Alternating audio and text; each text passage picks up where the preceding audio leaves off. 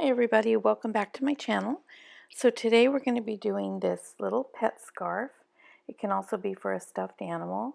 I have one here I did for my teddy bear. It's got a few more rows than the first one.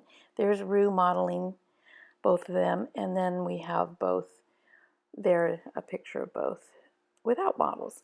So we're going to get started. This is the Christmas one that I'm demonstrating. We're going to start with our red cast on, and it's I Love This Yarn by Hobby Lobby.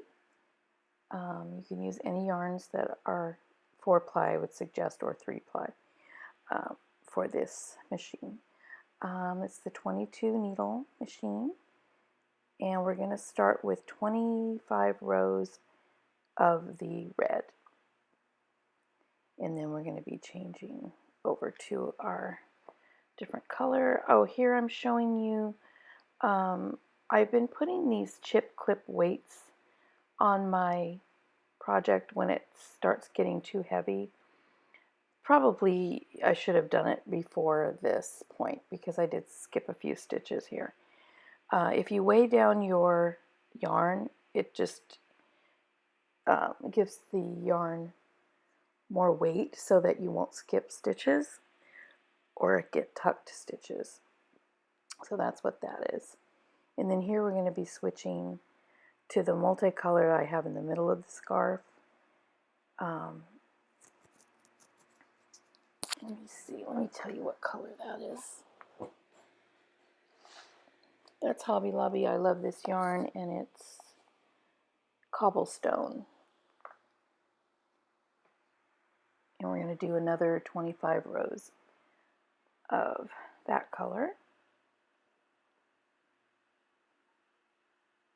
And then if you wanted to make the teddy bear scarf, okay, now I'm showing you, I'm taking the weights off now because it's starting to hit the table.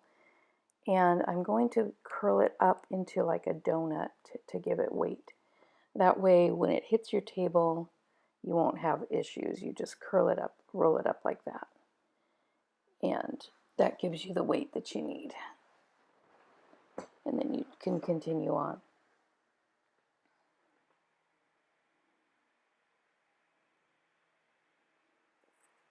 Here we go. I did have someone comment that they tried fishing weights instead of the bigger chip clips, or you can use smaller office weights too. And those work. So here we're going to switch to our green and do another 25 rows of the green or whatever your third color is. And of course you can do as many rows as you want to mix up your colors. If you want to make this adult size, I think most people do 175, 185 rows for the adult scarf, but you can do however long you want it.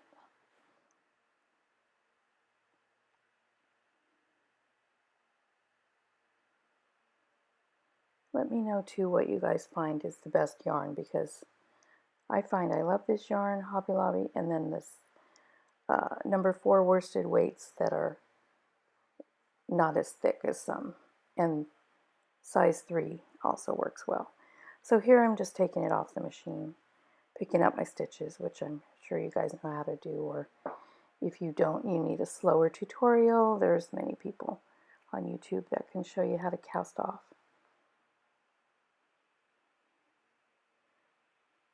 So then we take it off, and we're going to now, I'm going to tighten up where I did my color changes.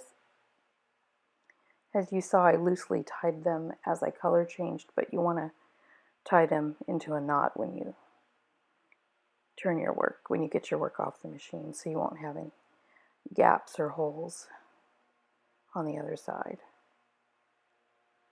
And I'm just checking to make sure I don't there. Tightening that. Then you just clip those. Or you don't have to, I guess, because they'll be inside the scarf. Turning it inside out now, and we're going to sew. I'm going to sew up both ends after I stretch it out a bit more. You want to stretch out your widthwise and your lengthwise when you get your project off, both ways.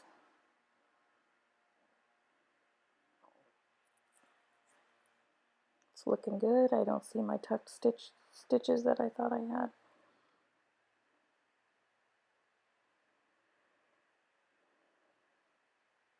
And then just sew up each end.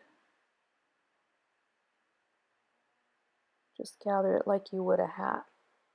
If you were doing a hat, only you're not going to turn it one inside of the other end. You're going to just sew up both ends. Oh, and that teddy bear I showed you in the beginning, I'll be uploading that video next to show you how to make the teddy bear.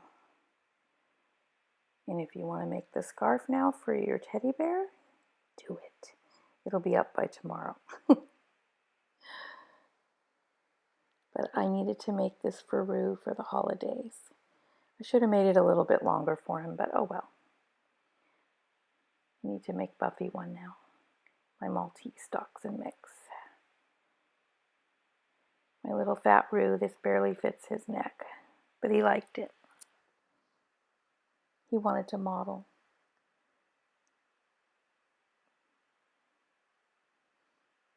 It's not really that tight, it just looks like it in the picture. He likes too much food, this one. I've got to get him on a diet, like his mama. Put him on the keto diet that I'm on. That might work. So here I'm sewing up the other end. And then you just put the your end inside and clip it. Knot it there and then make it secure, and then you can put it in the center and just clip it. It won't go nowhere.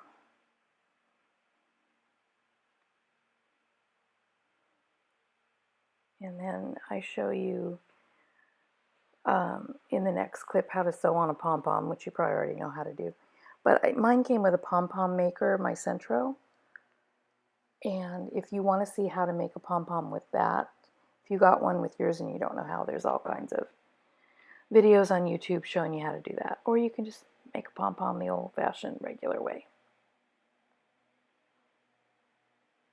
Or you don't have to put on a pom-pom.